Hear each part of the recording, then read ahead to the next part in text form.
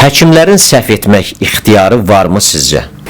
Sual biraz çox şaxəlidir sualdır, ancaq mən çalışacağım ona hissə-hissə cavab verim. Birincisi, biz səhvsiz olan yaradandır. Məsələn, yalnız Allah Taala səhvsiz ola bilər. Biz onu mütləqdir deyil, onun səhv elədiyinə möcəmillah inanmarıq ki, o səhv eləsin. Yəni, həkimlik vaxtı səhv eləmək mümkündür. Yəni, ola bilər bilik təcrübəsi, bacarığı, hansısa bir yetkisi ora çatmasın, səhvə yol versin. Bir də var səhlənkarlıq. Bunlar tamamilə fərqli mövzulardır. Əgər bir həkim səhlənkarlıq eləyib, məsələn, qanaxma ilə olan xəstəyə yaxınlaşıb ona yardım göstərməyibsə, bu artıq məsuliyyət məsələsidir. Bu artıq onun özündə bir cavabdehlik əmələ gətirir ki, yəni sən sənətini sevməmsən, vaxtında xəstəyə yardım eləməmsən. Amma səhvlər mümkündür. Əməliyyat vaxtı səhvlər ola bilir. Onu ya əməliyyat vaxtı görürsən, icra eləyirsən və yaxud da əməliyyatdan sonraki dövrlərdə görüb icra eləyirsən. Əgər özün icra eləyə bilmirsənsə də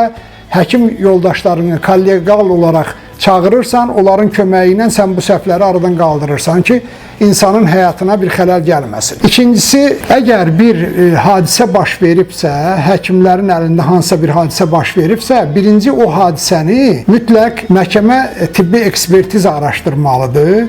İkincisi də ona rəy verən insanlar da müəyyən ixtisasa sahib olan adamlar olmalıdır. Yoxsa məsələn bir adam sosial şəbəkədə Facebook üzərindən durub kimisə qınayırsa ki, bu belədir, o elədir, o düzgün məsələ deyil və onu da heç nəzərə almaq da düzgün deyil. O nəzərə almadığımız şeylər ancaq insanların, həkimlərin psixologiyasına təsir edir. Məsələn, mən sizə adi bir nümunə göstərəcəm. Bizim, bilmirəm indi ad familiyasını desəm olarmı? Doktor Musayev var idi. Məndən eyni vaxtda o Leningradda oxuyub gəlmişdi. Mən Moskvada Sabunçu xəstəxanasında işləyirdi. Çox gözəl cərrah idi. Selektiv proksimal vaqotomiyalar, öd yolları, öd kisəsi əməliyyatlar eləyirdi. Yaxşı əli və qabiliyyəti var idi.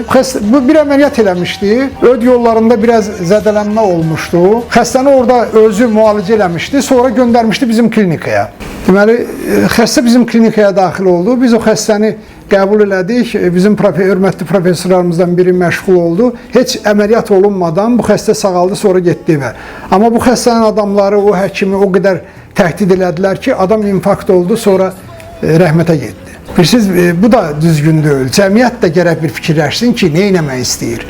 Mən həmişə bu həkimləri, daha çox cərrahiyyə ilə məşğul olan həkimləri biz nəyə bənzədirəm? Elə bir ki, biz balaca vaxtı təbiətdə, Kəlbəcərdə gördük ki, bir quş yuvası tapırdıq. Onun balalarını belə təzə tüklənən balalarını tapırdıq. Bilmirdik də, oynadırdıq, gətirirdik evə, yemək verirdik, su verirdik. Onu əlimizdə tutanda bir balaca artıq sıxan kimi bir də baxırdıq ki, o quş əlimizdə ölübdür. Və cərrahiyyə budur, cərrahlar budur. Əgər onları uzun müddət sıxışdırırsınızsa, onda onlarda yaşama qabiliyyəti olmur. Bir neçə misal göstərə bilərəm ki, belə həkimlərimizi sıxışdırıblar, onlar rəhmətə gedibdir.